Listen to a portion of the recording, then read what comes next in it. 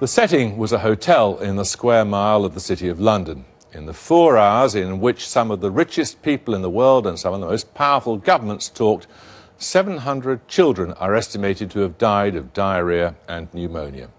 The conference of the Global Alliance for Vaccines and Immunisation aims to put an end to that by combining the efforts of philanthropists and governments and drug companies. But what happens when the giving of the private sector begins to dwarf some of the contributions of the state? And how can we hold such people to account for mistakes they might make along the way? Here's Paul Mason. He made megabucks by monopolising an entire industry. He drove competitors to the wall, crushed dissent, and then, in one grand gesture, gave it all away. Yes, that was Andrew Carnegie. The modern grandee of philanthropic capitalism is Bill Gates. Along the way. Today, the former Microsoft mogul was fated as world leaders queued up to give money to his favourite cause, GAVI, the Global Alliance for Vaccines and Immunisations. Britain gave $1.3 billion. Bill Gates himself pledged $1 billion on top of the $1.2 billion he's already given to the project.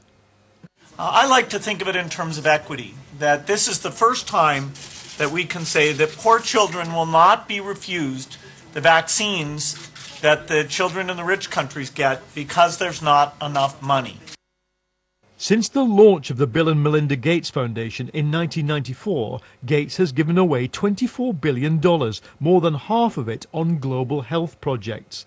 Last year, he linked up with veteran investor Warren Buffett, who's already pledged to give away 99% of his $62 billion, to launch a spate of giving pledges by the American rich. Gates famously brings business discipline to the projects he chooses to help, demanding clear accountability from governments and imposing strict performance targets on aid agencies.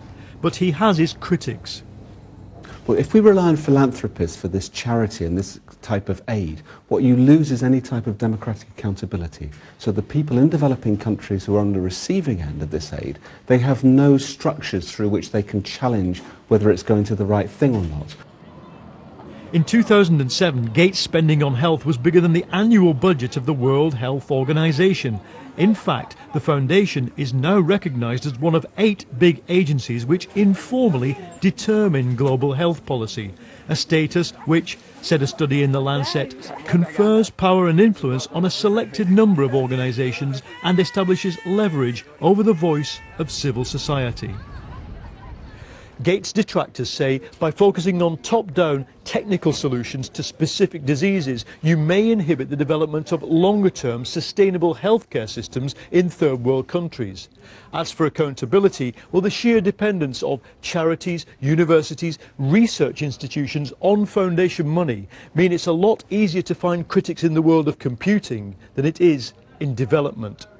Well, they are accountable. I mean, there's nowhere to hide in the world. The media, all of you guys, keep us all under the spotlight. And in a way, Bill Gates is probably more under the spotlight than other people. I mean, also, there's other ways of holding him to account. And we had a mass phone call with the British public the other day, and people could ring in and listen and send questions that he had to answer. And if they want to, they can put him under the spotlight. But I think most people believe that Bill Gates has made a massive difference. What Bill Gates has done is to seed the market for a new kind of philanthropy. Over the next 20 years, governments will take over the vaccination project and their upfront cash will leverage in much more bang for bucks. At the same time, governments too have adopted the Gates approach, the private sector as the channel for philanthropic funds, the global agencies not currently flavour of the month. The UK government has cut its funding to the International Labour Organization. It's cut its funding to the United Nations Industrial Development Organization, which is trying to build up developing countries' industrial strength. It's cut its funding to grassroots groups in developing countries and indeed in Britain who are trying to build these campaigns against tax dodging, against injustice in trade and all of those things. And that means that you're going to get a short-term focus on aid, but none of the long-term results of global justice trying to bring development to the poor in that long-term benefit. When it comes to dealing with global poverty, Bill Gates has, in the space of a decade, changed the game. but the challenge remains. Tonight, 1 person in 7 on the planet will go to sleep hungry. 1 in 4 live in absolute poverty. 2,500 people will die today of malaria. Well, we're joined now by Bill Gates of the Bill and Melinda Gates Foundation, by Andrew Witty of the drug giant GlaxoSmithKline, and by Dr. Richard Sezibera, until recently the Rwandan health minister and now head of the East African community and on the board of the Global Alliance for Vaccines and Immunisation. In a moment we'll talk to some critics, but first let's talk a little bit about what you're trying to do, Bill Gates. Aid agencies have been at this, governments have been at it. What can you do, do you think, as a philanthropist that they can't do? Well, in fact, aid agencies have had great results. Over 20 million children a year under the age of 5 died back in 1960. Now it's under 9 million. What we can do is we can accelerate that improvement by getting the very latest vaccines that the rich countries take for granted and getting them out to the poor kids. That will save millions of additional lives. Why do you want to spend your money in that way? Well, I want to spend my money to take the greatest inequity, the fact that these children die, and get rid of that. And vaccines are the miracle intervention that allows that to happen. Now, Richard Sezibera, why is this our problem? Well, it's the world's problem. Every death anywhere in the world is a death on humanity. And there's been a lot of success. Immunization rates are up across the African continent. Infant mortality rates are down. Fewer children are dying because of the intervention of an alliance like the Global Vaccine Alliance. And we have, it's amazing what has happened now. We have access to more vaccines against pneumonia, against diarrhea, against now cancer, cervical cancer. Countries in Africa that were unable to vaccinate their children against pneumonia are now able to do so. Now, Andrew Witty, you were quoted the other day as saying that the drug companies had not been responsible citizens in the past, but that there's a change of heart occurring. In what way were they not responsible citizens? I think, to be honest with you, during the 80s and 90s, as the industry was really growing and forming itself into what it became, people weren't focused on this agenda. And I just think that was wrong. I think it's been late getting focused on the agenda, but it has done. Over the last 7, 8 years, I think you've seen a tremendous shift in where the industry is. I think as you've seen things like the GAVI Alliance come into place 11 years ago, the industry's come alongside that very forcefully. Why? I think because they recognise that it's in all of our interests. There's no question it's just that public relations, isn't it? No, not at all. I think people expect in the West, whether you're in America or in Europe, people expect to see pharmaceutical industries contribute to societies who are less well off. I think people do expect to see that. I can tell you within my organisation, the majority of the people who work for us, the single biggest reason they would quote for why they work for us is a contribution to human health, not just rich people's human health, but to everybody. And those are the drivers that make us look for ways in which we can contribute to this agenda. Okay. Well, not everyone in the aid community agrees with the Global Alliance for Vaccines and Immunisation's aims and methods. The respected charity Médecins Sans Frontières, or Doctors Without Borders, as they call themselves in America, believe that it can be done better. Daniel Berman speaks for them on access to medicine. Tell us, what do you worry about here? I guess what I worry about is that although we really appreciate the involvement of GlaxoSmithKline, we have to be honest. Because of a relationship that we feel is a little bit too close between the Gates Foundation and donors and the companies, we feel like we're paying too much. Let me give you a very specific example. For example, the pneumocoque vaccine. Mr. Witty, you haven't talked about the pneumocoque vaccine. You've mentioned a little bit how it's financed. This is a product that is widely available in wealthy countries. So there is the market in the wealthy countries. And in fact, the problem is that there's a $225 million subsidy that is going to GlaxoSmithKline and Pfizer. And I'd like to ask Mr. Gates, why do you do it that way? For example, the Serum Institute told us that they were blocked by patents, and that if they had some help in overcoming patents, they would already have their pneumococcus vaccine on the market.